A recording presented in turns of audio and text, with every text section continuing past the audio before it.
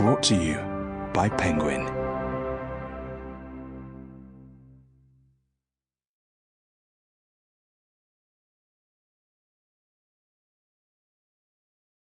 Just Haven't Met You Yet, by Sophie Cousens. Read by Charlotte Beaumont. The whole world is divided for me into two parts. One is she, and there is all happiness, hope, light. The other is where she is not, and there is dejection and darkness. Leo Tolstoy, War and Peace. Chapter 1. Shall we begin? I asked the couple on the sofa.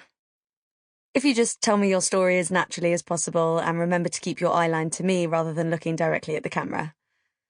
Sian and Paul both smile and nod. She's a redhead with neatly drawn makeup.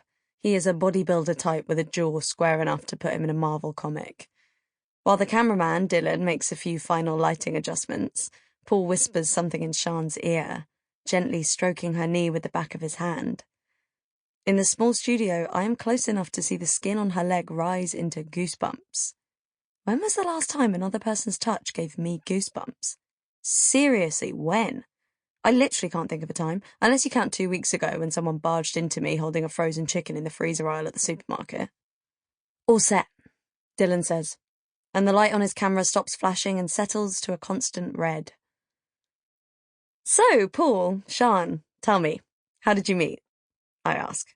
It is the question I start all these interviews with. Well, it's a little embarrassing, says Sian, pressing her fingertips to her lips like a 50s pin-up girl. I was criminally drunk after a friend's hen do, and when I got back to my flat in the early hours, I had the silly idea of making popcorn on the stove. Of course, I then forgot all about it and passed out on my bed.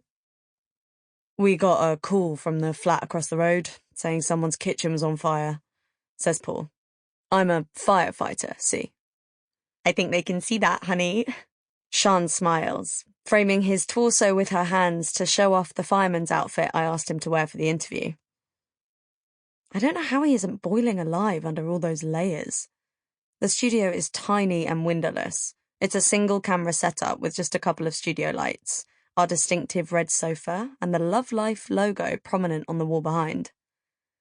The lights heat the room up fast, but Paul and Sian still look like a freshly unboxed Barbie and Action Man. Maybe it's only me who's feeling hot and flustered. I was oblivious to any of this. Sian laughs. I had to kick the door down, put the fire out, and rescue the damsel in distress, Paul says, turning to give the camera a brooding pout. Only, I didn't think I needed rescuing. I was still a little hazy after too many gin slings. She gives me a wink. I had to carry her out over my shoulder. A proper fireman's lift. I was kicking and screaming all the way down the fire escape. I got bruises, he says, eyebrows knitting together in mock hurt. I'm sorry, honey. She kisses him on the cheek. He squeezes her knee, and they give each other a love-soaked look. I can practically hear the crackle of electricity between them. If you put hot fireman to get rescued by into Google, I'm pretty sure a photo of Paul would come up.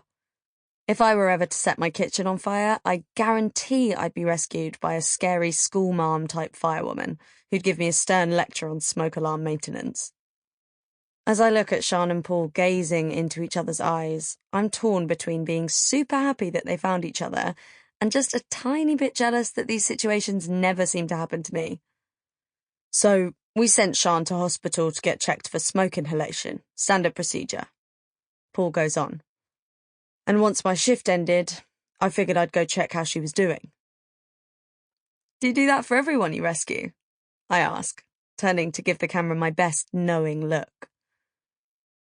Well, she might have stuck in my memory more than most. He lifts his hand to stroke a tendril of her wavy red hair. This is one flame I never want to put out. Aww, I say, feeling a genuine pang of emotion at their evident connection.